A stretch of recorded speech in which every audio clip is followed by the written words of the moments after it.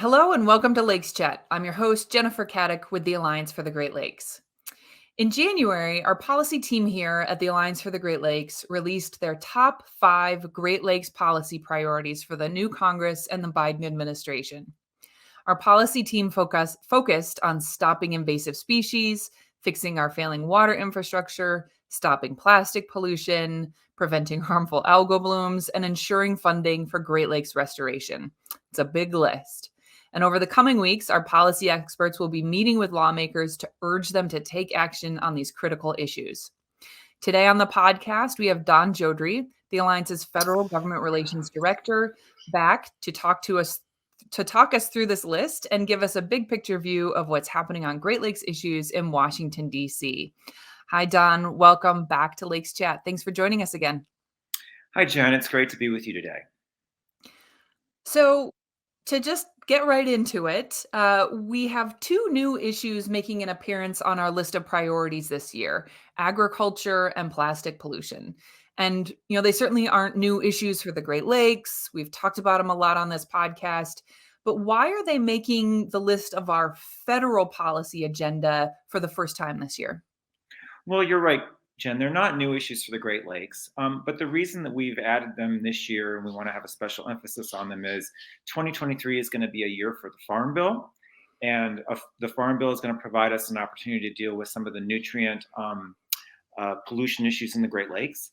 And then with respect to plastics, we've had a long-standing Adopt a Beach program that has collected plastics on the shores of the Great Lakes for years. And, in terms of our view, the plastic pollution is just one of these issues that just doesn't go away. And we really think it's time to highlight this for lawmakers, particularly as in recent years, the health effects of plastics pollution have become more well known. So we really feel that we should have a firm position on this and just start working with lawmakers to lay the groundwork for some kind of federal plastic pollution legislation. And so let's talk a little bit about agriculture and the Farm Bill. And for those who aren't familiar with this idea of the Farm Bill, it's one of those mega pieces of legislation that comes up every couple of years. So give us an overview of how the Farm Bill impacts the Great Lakes and what we want to see in it. Well, the Farm Bill, as you mentioned, is every 5-year piece of legislation. It provides all sorts of incentives and programs that benefit farmers and the agriculture industry. And in the Great Lakes, in Michigan, agriculture is the second largest industry statewide. Also in the Great Lakes Basin, we produce 15% of the country's dairy, and we produce crops and livestock. So the Farm Bill is incredibly important for the economy of the Great Lakes region. But this comes at a little bit at a cost because, of course, it's issues with agriculture that have affected sort of the water quality in the Lakes Basin. We've seen a decrease in fish and wildlife habitat. We have toxic algal blooms, which really represent the introduction of nutrients into our watersheds from farming. So the Farm Bill also has conservation programs that help farmers adopt practices that benefit the reduction of nutrient runoff and things like that from the farms. And we want to see some improvements to those programs made so that we can deal with nutrient pollution more effectively. And I think that last point is really an important one. The Farm Bill includes all kinds of stuff in it. But one of the things that we're specifically looking for, and I know a lot of our friends throughout the environmental community is this idea of like accountability for some of those big farm conservation programs. And when we first started talking about this internally, I was like, well, isn't there already accountability? Tell us what we mean by that and kind of a little bit more about what we're looking for those conservation programs. Yeah, there are 3 main things we're looking for from the Farm Bill. We want to be able to measure water quality improvements on farms. It's not enough to just have farmers enroll acres in sort of conservation programs, take them out of agricultural production or things like that. We want to see measurable improvements in sort of water quality, the quality of the water running off of our farms. We also want to limit concentrated animal feeding operations, which are a big producer of waste and nutrient pollution in our streams and lakes and rivers. And then we'd like to see conservation program funding increased. So there's sort of some very specific things we want to see in the Farm Bill, but the main thing is accountability. If we're going to give out dollars for conservation, we want it tied to improvements in water quality. We want to see outcomes, not just more people doing it. Yeah, that's a really great point. Shifting over to plastic pollution, over the years and you talked a little bit about this at the top, we've seen Congress and federal agencies deal a little bit with this issue. For instance, when was that? Back in 2015, 2016, there was federal legislation to ban plastic microbeads in personal care products, right? That was a huge outcry that there were these plastic bits in body washes and toothpaste and things. And so those are now banned. I know the Park Service in particular has done some work to limit the use of single-use plastics at their facilities. But we're looking for something a little more comprehensive, a lot more comprehensive than that. Explain more what we would like to see on the federal level for legislation to limit plastic pollution. Yeah, we are looking for sort of a more comprehensive solution to plastics pollution. You mentioned the couple of things that are happening. One thing that happened at the federal level was banning microbeads in personal care products. That was a big win for us and for our partners because those microbeads were in the water and they were in the water that we were drinking. So people realized the health effects of microbeads. And then the National Park Service is making an effort to ban single-use water bottles in all national parks. It's not going to happen soon enough, but they're making the attempt to try to limit plastic waste. But we really think that we need a more comprehensive approach. Different states are doing different things. Some states have bans on local governments dealing with plastics pollution. Some states, like California, have recently enacted sort of what's called extended producer responsibility, where they make the producer of the plastics responsible for its eventual, I'm stopping. Like disposal. Disposal, right? Yeah. And the thing is that there's just no one approach now in the country, and yet plastic waste continues to predominate. It affects our water bodies, our wetlands, our habitat, and it's just never ending. And it's these plastics break down in the environment. They do get into the water supply. And recent research is showing that it's showing up in sort of human tissue and human blood and things like that. So plastics are just not good for us. And there's a myth that plastics are recycled, but nationwide, only about 8% of our plastics are actually recycled. And a lot of it is sent overseas and disposed of maybe through burning or through everything. So it's not really a good thing. And we need a sustainable solution to the plastics problem. It seems like plastics are just created by industry to sort of provide materials that may or may not be needed, or could be other things could be substituted for them. So what we'd like to see the federal government do is adopt an approach where we make the producers responsible for the disposal of the plastics, and that internalizes the cost of the waste on those producing the waste, versus having it be an individual responsibility or the responsibility of local governments or state governments or whatever it is. Plastics just are a problem, and we'd like to see a more holistic approach to their control. Yeah, that's great.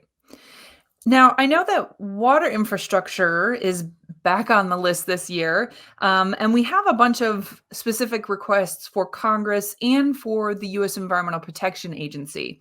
What do we want to see on that front? Yeah, so water infrastructure is back on the list because even though with the very large investment from the bipartisan infrastructure law of a couple of years ago, we really just aren't at a level where we think we need to be in terms of replacing the nation's aging water infrastructure. The Great Lakes has a large backlog of drinking water, as well as water treatment systems that are in need of repair. We still have a very large backlog of lead service lines that need to be replaced. And while there was a large infusion of federal funding through the bipartisan infrastructure law for both the replacement of lead service lines as well as upgrading water infrastructure, we know we need more. So we need to keep highlighting this because it's something that we need to sort of try to get to a sustainable level of funding. The bipartisan infrastructure law authorized additional funding for both the clean water and safe water drinking state revolving funds, which are funds that are given to states, and the Congress isn't fully appropriating the authorized level. So we see an opportunity here to try to get that funding up to a level that's going to be helpful to states and local governments. So that's why it's still on the list. And it'll be on the list until we get to a point where we feel like we're at an adequate level of federal um, investment and support. Yeah, and so it sounds like there's still a lot of work to be done by Congress on that issue. And I know we're asking, that as you mentioned that the funding from that bipartisan infrastructure law from a year and a half ago is still making its way out the door through the EPA. And we have some asks for the EPA, US EPA, around making sure that money gets to the communities we need it to get to, right? Right, right. States are really in charge of allocating those funds, but EPA issues guidance. And so we've asked EPA to prioritize sort of the equitable distribution of the bipartisan infrastructure law money, and the money that's allocated through the state revolving funds. So EPA has a couple of regulatory hooks in with states in terms of reviewing and approving the plans that states make in terms of how they're going to spend that money. There are specific statutory requirements for EPA to make sure that a certain amount of the money is given out as a forgivable loan. It doesn't have to be paid back. So these are to help communities that may not be able to afford some of these investments if they had to match the funding. So we're sort of looking for EPA to be very aggressive and assertive with that with states in terms of trying to make sure that underserved communities are able to benefit from this increased funding, especially also helping them with sort of technical assistance in terms of preparing and applying for the grants. Because some of these places just don't have the staff capacity to do that. So we're working with EPA on that, and that's something that we want to see them continue to do. Yeah. And that brings up a really important point that I wanted to just talk about, and that's this issue of environmental equity and environmental justice. And a couple years ago, we listed environmental justice as our top policy priority for the federal government. And it's not listed specifically in our priorities this year. Talk a little bit about that decision to do that this year. Yeah, it's not listed specifically as a standalone policy priority because we really feel that the Biden administration has stepped out on trying to incorporate environmental justice in environmental programs. They have their Justice 40 initiative. They have allocated funding to communities to help them with respect to participating in these programs, underserved communities. So we don't feel that we need to really pressure the administration to make it a policy priority because it is. And we've seen Congress respond with funding for grants and things like that and to be very receptive to this concept. But it is incorporated into our programs. It's incorporated into our thoughts about how we deal with water infrastructure. It's incorporated in how we deal with funding for the Great Lakes Restoration Initiative. It's part of our conversation on agriculture policy. So we really feel that we've incorporated environmental justice at the Alliance in terms of how we advocate for these programs. We very much are monitoring how the administration is doing on their Justice 40 initiative, but it doesn't have to be a standalone agenda item. It's really incorporated in all of our policies and our priorities. Yeah, And that's that's great. really where we want to see the federal government go. I mean, this is fortunately they're going to have 4 years to really embed this concept, but this is hard for the federal government. They haven't had to really do this before, and I think thinking about how federal programs benefit underserved communities and how the federal government relates to them and communicates to them and dialogues with them is just sort of getting into how the federal government does business as a standard practice. So really, we're looking for them to embed this in each and every program by the government so they think about this when they're carrying out their mandates that Congress has given them. That's great. That's great. A couple perennial issues that are always on our list are invasive species and Great Lakes restoration funding. What are a couple highlights from those priorities this year? So the Great Lakes Restoration Initiative funding, we are still trying to get Congress to appropriate the authorized level of funding, which is, I think this past year Congress appropriated, I'm going to say $368 million, and the authorized level of funding for next fiscal year is $425 million. This is the amount the Great Lakes Restoration Initiative gets every year to deal with the programs and policies that they have and kind of their planning documents that deal with, removal of historic legacy pollution, restoration improvements of habitats, invasive species, and scientific research and things like that. So we want to see that program fully funded because we know they have needs beyond the current level of funding. For invasive species, we've got two things that we're looking at this year. We've got the longstanding Brandon Road project that's being built by the Army Corps of Engineers in Brandon Road, Lock and Dam in Joliet, Illinois, to try to prevent the spread of invasive carp from the Mississippi River Basin into the Great Lakes. The project is still in the planning, engineering, and design phase, and they've also gotten approximately $260 million towards the project's construction, which is estimated at about $850 million. Last year, we secured a cost change for the project so that Congress would fund, or the federal government would fund 90% of the construction and the state 10%. So that was an improvement over prior years. And so the two things that really need to happen is we need to see the state of Illinois sign the project partnership agreement this year. And we want to see Congress continue to appropriate construction funding for the project, because they're planning to go to the first phase of project construction, next year sometime in 2024. So that remains a priority for us. And we want to see that continue to move forward as well as it has to date. The other thing that has to happen on invasive species that we're working hard on is for EPA to adopt regulations to regulate the discharge of ballast water from vessels that are traveling in the Great Lakes. And what we'd like to see them do is adopt regulations that would really prevent the spread of harmful invasive aquatic species and pathogens. Right now, a lot of the Great Lakes boat traffic is exempt from current regulations on that. So we want to see EPA impose regulations that would provide for safer ballast water discharges.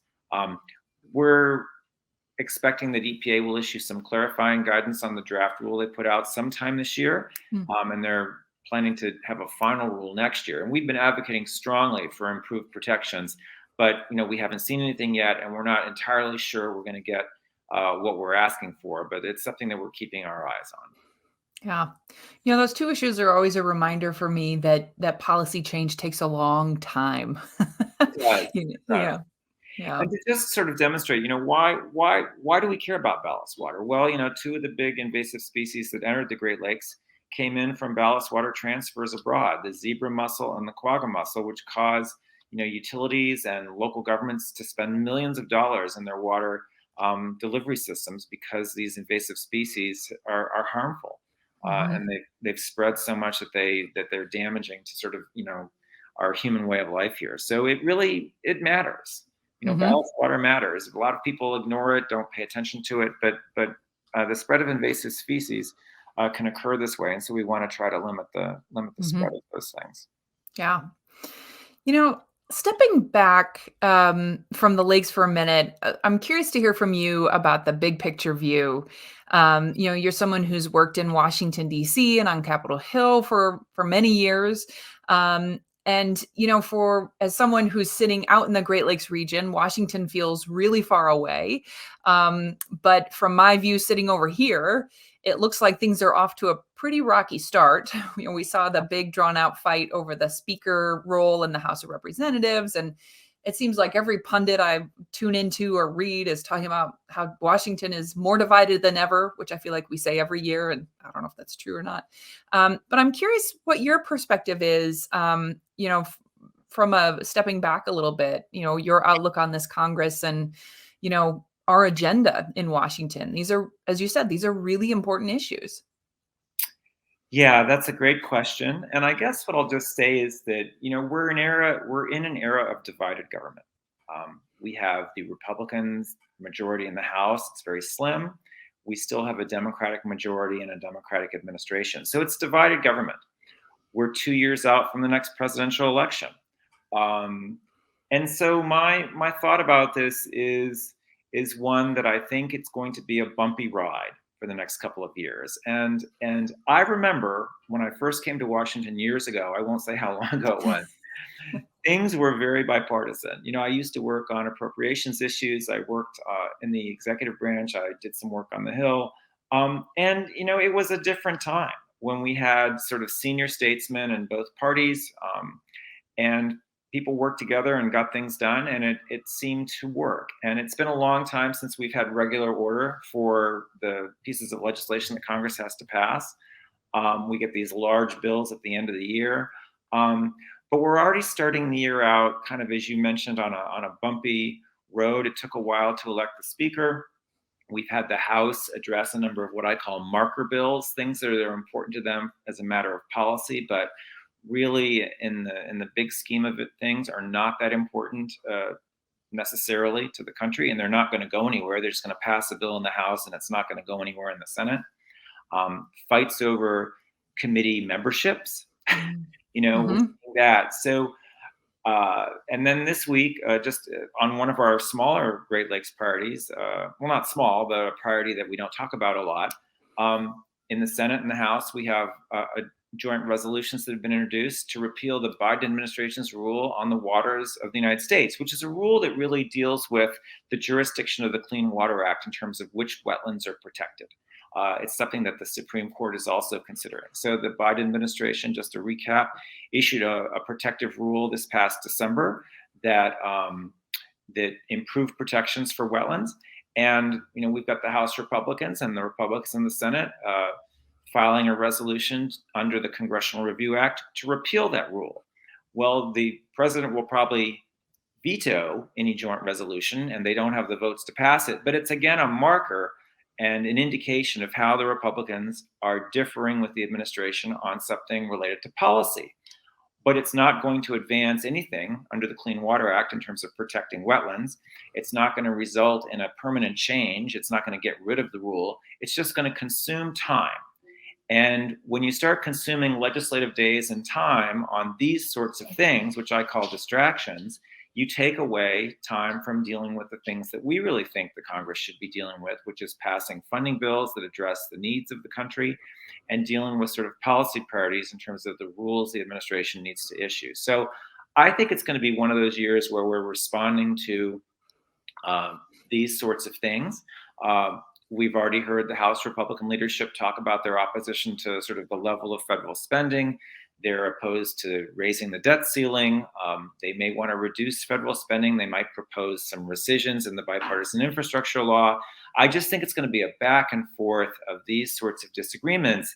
And it's all going to be leading up to, I think, the next presidential election. So I am not hopeful, I'm sorry, I'm talking for a long time. I'm not hopeful that we're going to get any big sweeping pieces of legislation. I'm hopeful that we will be able to get our annual funding bills done, but I'm not sure where we're going to be. We might be dealing in a situation where we have reduced funding going to agencies over last year. All this to say is we're going to promote our Great Lakes agenda. I am hopeful. I know that we have bipartisan support for it, that we're going to get some bipartisan support for this. And I'm hopeful at the end of the day that we will make some progress, but I'm not entirely sure today that we will.